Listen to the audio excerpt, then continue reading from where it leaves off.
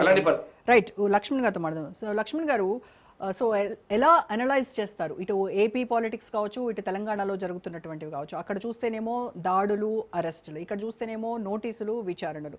వీటితో మొత్తం అంతా కొన్ని నెలలుగా అనుకోవచ్చు మనం ఇదే మాట్లాడుకుంటూ వస్తున్నాము.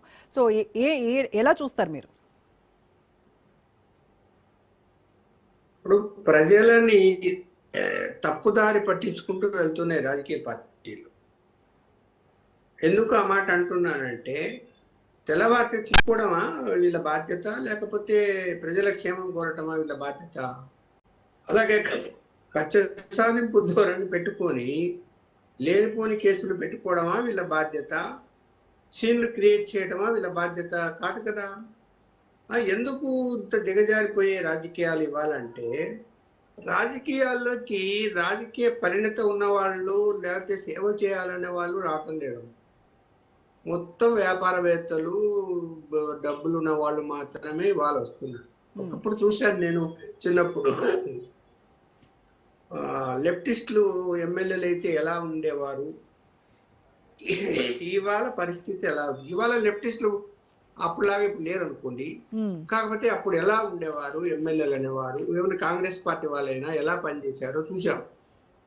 ఇవాళ ఏంటి ఇది అసలు? ఏమన్నా ప్రజలకు సంబంధం లేని విషయాలని, ఆయన నన్ను తిట్టాడు, నేను ఆయన తిట్టాను, నన్ను తిట్టాడు కాబట్టి నేను కేసు పెడతాను, నేను అధికారంలో ఉన్నా కాబట్టి కేసు పెట్టి లోపలేస్తా. ఇదేంటి ఇది ఇది ఇది దీనివల్ల ఏంటి ప్రజలకు ఉపయోగం? ఏమీ లేదు. ప్రతిపక్ష పార్టీలు పోషించడం లేదు. అధికార పార్టీ అభివృద్ధి చేసి చూపించి దాన్ని గొప్పగా చెప్పుకునే ప్రయత్నాలు చేయరు. డైవర్ట్ పాలిటిక్స్ నేర్చుకున్నారు. ఏదో ఒక ఇష్యూ ఉందంటే, ఇప్పుడు రేవంత్ రెడ్డి గారు అమెరికా వెళ్ళిపోయారు, ఆ విషయం పక్కకు వెళ్ళిపోయింది. ఈ విషయాలన్నీ వచ్చాయి. సిట్ అంట, ఆయన టెలిఫోన్ ట్యాపింగ్ అంట, ఇవన్నీ. అసలు ఆయన ఎందుకు పోయారు? ఈ టైంలో పోవచ్చా? ఇండిపెండెన్స్ డే కూడా లేకుండా వెళ్ళిపోయాడేంటి? ఇవన్నీ ప్రజలు చర్చించుకునే అంశాలు కదా. మరి రిపబ్లిక్ డే వదిలేసి వెళ్ళిపోతారా? చాలా ఉన్నాయి. మహాత్మా గాంధీ వర్ధంతి లేరు. సో ఇవన్నీ ఏంటంటే పరిస్థితులు కాంగ్రెస్ పార్టీలో ఉంటూ అవన్నీ వాళ్ళు పాటిస్తారు. ఇప్పుడు మిగతా పార్టీల కంటే కాంగ్రెస్ పార్టీ ఖచ్చితంగా వాటిని నమ్ముతుంది, పాటిస్తుంది. ఇవన్నీ వదిలిపోయి ఏమైపోయింది? సిట్ విచారణ 2 సంవత్సరాలు అయింది. సిట్ విచారణ రెండేళ్లుగా కొనసాగుతున్నప్పటికీ కూడాను ఏదో సింగరేణి బొగ్గు కుంభకోణం ఒకటి బయటకు తీసుకురాగానే ఆ సాయంత్రానికి సిట్ నోటీసులు ఇవ్వడం, తేల్చింది ఏమి లేదు, తేల్చబోయేది కూడా ఏముండదు. ఇప్పుడు ఇది telecommunication system central government act ప్రకారము నడుస్తుంది. ఎవరైనా స్టేట్ గవర్నమెంట్ దాని మీద సిట్ వేసుకొని దర్యాప్తు చేసుకుంటారా? సెంట్రల్ గవర్నమెంట్కి ఇస్తారా? మొదటనే కరెక్ట్ ఇవ్వాలి కదా. ఇవ్వకుండా ఎందుకు వీలు చేస్తున్నారు అంటే, ఇదిగో ఇలా నాటకాలు ఆడడానికి పిలిపించారు, అది చేస్తారు, ఇది చేశారు. చూడపోతుడు ముఖ్యమంత్రి, మాజీ 10 సంవత్సరాల ఉద్యమ నాయకుడు, ఆయనే తీసుకొచ్చారంట ఆయనే పిలిచారంట పోలీసులు అని చెప్పి జనం గొప్పగా చెప్పుకోవాలని ఈ గవర్నమెంట్ గురించి. అంత తప్పు ఏమైనా ఉందా? ఏం తెలుగుతుంది ఎక్కడ? ఇప్పుడు ఎవరైతే ఆ యొక్క ఫోను ట్యాపులు చేశారో అధికారులు, వాళ్ళు ఫలానా ఆయన చెబితే, అంటే ముఖ్యమంత్రో మంత్రో ఆయన చెబితేనే మేము చేశాము అని చెప్పారా ఎవరన్నా ఇప్పటి వరకు? చెప్పింటే వాళ్ళ మీద వెంటనే విచారణ చేయాలా వస్తుంది. అదే అంటున్నారు కదా లింగమేధవ్ గారు, అధికారులను విచారించినప్పుడు వాళ్ళు ఇచ్చినటువంటి ఇన్ఫర్మేషన్ మేరకే వీళ్ళందరినీ విచారిస్తున్నారని చెప్తున్నారు కదా. చెప్తున్నారు తప్ప ఎక్కడ నీకు వాళ్ళు చెప్పారు అధికారులు? కేసీఆర్ గారు చెప్తే నేను ట్యాప్ చేశానండి, కేటీఆర్ చెప్తే ట్యాప్ చేశానండి, హరీష్ రావు చెప్తే ట్యాప్ చేశానండి అని చెప్పారా? ఇక్కడ ఎట్లా ఉంటుందంటే ఇంటెలిజెన్స్ వ్యవస్థ, నేననేది వాళ్ళు ట్యాప్ చేయడం సమర్థించడం లేదు, 100% తప్పు, చేయకూడదు. వ్యక్తిగతమైనటువంటి ఫోన్లు ట్యాప్ చేయకుండానే కూడదు. కరెక్ట్ చేశారు అని వస్తున్నాయి. ఇప్పుడు దర్యాప్తు జరుగుతున్నది. అసలు దేనికి ట్యాప్ చేస్తారు? సమాజ విద్రోహులను పట్టుకోవడానికో, నక్సలైట్లను పట్టుకోవడానికో, టెర్రరిస్టులను పట్టుకోవడానికో, లేకపోతే ఒక తీవ్రమైన దొంగతనాలు దోపిడీలు చేసి పారిపోతుంటే పట్టుకోవడానికో ఇవన్నీ కూడా అది కూడా కేంద్ర హోంశాఖ నుంచి పర్మిషన్ తెప్పించుకొని చెయ్యాలి as as per telephone act ప్రకారం. అలా కాకుండా ఏమైపోయింది, ఏదో సాఫ్ట్వేర్ ఇతర దేశాల నుంచి మలేషియా సింగపూర్ నుంచి తెచ్చుకొని అవి సపరేట్గా ఇన్స్టాల్ చేసి కనెక్ట్ చేసుకొని నెట్లో ట్యాప్ చేస్తున్నారు. ఇది ఇవాళ కాంగ్రెస్ ప్రభుత్వం ఇవాళ అధికారంలో ఉంది, లేదు బీజేపీ రాష్ట్ర ఫలితాలు ఉన్నాయి, ట్యాపింగ్ చేయడం లేదమ్మా.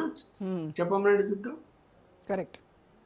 ఆంధ్రప్రదేశ్ ఉంది, ఎన్డీఏ కూటమి నడుస్తుంది, అక్కడ ట్యాపింగ్ చేయడం లేదా? లక్ష్మణ్ గారు,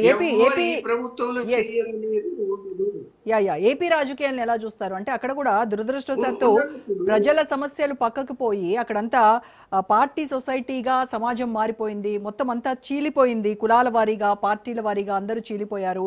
right, political conflict, personality conflict, ఇలా జగన్ అధికారంలో ఉన్న టీడీపీ అధికారంలో కూటమి ప్రభుత్వం అధికారంలో ఉన్నా కూడా అదే పరిస్థితి ఏపీలో కొనసాగుతోంది అనేది. అదే ఇప్పుడు జగన్మోహన్ రెడ్డి గారు సరే, ఆయన నేను ఆ జిల్లానే కాబట్టి ఆయన అంటే కూడా నాకేమైంది, నాకు పరం కాదు, మూడు ఆయన మూర్ఖత్వం నడిపాడు 5 సంవత్సరాలు ప్రభుత్వాన్ని, తెలివి తక్కువ పనులన్నీ చేశాడు, అయిపోయింది. మీరు వచ్చారు, ఎన్డీఏ కూటమి వచ్చింది, మీరెందుకు చేయాలి ఆ పని తెలివి తక్కువ పనులన్నీ? మీరు పద్ధతి ప్రకారం పరిపాలన చేసుకొని వాళ్ళు చూడండి, మీరు ఇల్లు తగలబెట్టారు 2 నాయకులకి.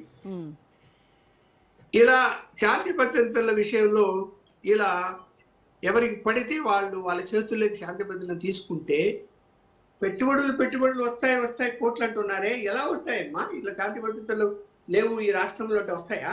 కరెక్ట్. ఎలా వస్తాయి? భయపడతారు కదా. మరి ఆ మాత్రం తెలివి లేదా? అంటే మీ కార్యకర్తలు ఆ మాత్రం కంట్రోల్ పెట్టుకోలేకపోయారా? అతను తిట్టాడు, చిట్టు తిడతారు అనుకో, ఆ తిట్టు చంద్రబాబు నాయుడు తిట్టడం అంటే చాలా ఘోరం అని నేను ఎవరు అంగీకరించారు, తప్పని ఆ భాష వాడాడు. ఆ భాష వాడాన్ని ఇప్పుడు మన పల్లెల్లో ఏమంటారంటే, వాడు వచ్చి మా ఇంటికి వచ్చి తిట్టాడు అంటే వీడు పోయి వాడిని కొట్టాడు అనుకో, ఊరు ఒకటైతారు. వాడు తిడితే నువ్వు తిట్టాలి కానీ నువ్వు పోయి కొట్టావేమరా, కొట్టకూడదు అట్లా అంటాడు. వాడు తిడితే మీరు పోయి ఇల్లు తెచ్చేస్తారా, ఇంటి దాడి చేసిస్తారా? అదే చట్టాన్ని చేతిలోకి తీసుకుంటున్నారు, చట్టం పరిధిలో ఉన్నటువంటి అంశం కాబట్టి దీన్ని అధికారం చేతిలో ఉందని చట్టాన్ని చేతిలోకి తీసుకుంటారా? ఎట్లా తీసుకుంటారు మీరు?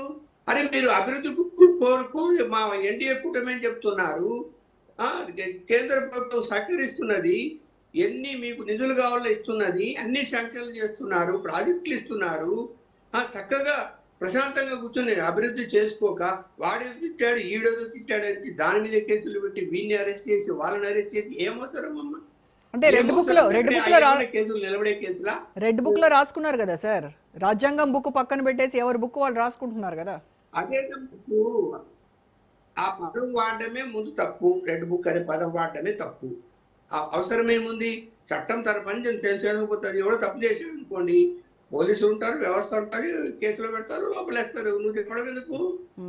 ఊరుకుంటారా? ఇప్పుడు తగలబెట్టారు తెలుగుదేశం వాళ్ళు, చచ్చినట్టు కేసు బుక్ చేశారు కదా తెలుగుదేశం మీద, కరెక్ట్, కోర్టు ఊరుకుంటారు. చేయకపోతే చేశారు, ఇవాళ అరెస్ట్ కూడా చేశారు 11 మందిని తెలుగుదేశం వాళ్ళకి.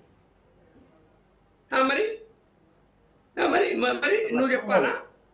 వ్యవస్థ అంటే కేసు అనుకుంటారు ఉంటుంది, 9 జరిగితే కనుక ఆ మాత్రం తెలీదా? రైట్ సార్, ఒక చిన్న విషయం చెప్పండి నరేంద్ర గారు. అంబటి రాంబాబు గారేమో ఏ ఒక్క కర్ర గాని ఏదన్నా రాడ్ గాని తీసుకుని వెళ్ళిన దాఖలాలు లేవు. వెళ్ళి ఆయన ప్రశ్నిస్తే ఆయన అరెస్ట్ చేసేప్పుడు 2 రోజులు అయింది, అందరికీ తెలుసు. ఇంటి మీదకి వచ్చి దాడి చేసిన వాళ్ళు 11 మంది, 40 మంది దాడి చేస్తే 11 మంది పేర్లు పెట్టారు. 11 మందిని గంటలో స్టేషన్ బెయిల్ ఇచ్చి పంపించారు. మరి రాంబాబు గారిని ఎందుకు ఉంచారు? దీనికి సమాధానం చెప్పగలరు లక్ష్మణ్ గారు? వాళ్ళు కర్రలతో వాటితో వచ్చి దాడి చేసిన వాళ్ళు 40 మంది పేర్లు రాసి 11 మందిని అరెస్ట్ చేసి 11 మందిని 1 అవర్ స్టేషన్ బెయిల్ ఇచ్చి పంపించారు. రాంబాబు గారు ఏం తప్పు చేశారు? క్వశ్చన్ చేశారు. ఓకే, తిట్లు వీళ్ళు తిట్టారు, పోనీ ఆయన తిట్టాడు అన్నారు కదా మీరు. ఓకే, మరి దానికి ఆయనకి 2 days నుంచి ఎందుకు బెయిల్ ఇవ్వలేదు? స్టేషన్ బెయిల్ ఎందుకు ఇవ్వలేదు? ఇంకా స్టేషన్లో పెట్టి ఎందుకు తిప్పుతున్నారు? ఎందుకు ఇబ్బందులు పెడుతున్నారు? మాట్లాడాలంటే మనం చాలా చాలా ఇంపార్టెంట్ విషయాలు చాలా లేదు కదండి, రిలీజ్ చేయలేదు కదా. Yes, yes. లక్ష్మణ్ గారు మాట్లాడండి. చేయాలి, రిలీజ్ చేస్తేనే అది న్యాయం, తిట్టు అది పద్ధతి. నరేంద్ర గారు ఒక నిమిషం. యా, అంతే తప్ప ఇప్పుడు తిట్టుకు తిట్టు ఓకే కానీ కొట్టడం తప్పన్నా, కొట్టారు కదా, దాడి చేశారు కదా, కారు పగలు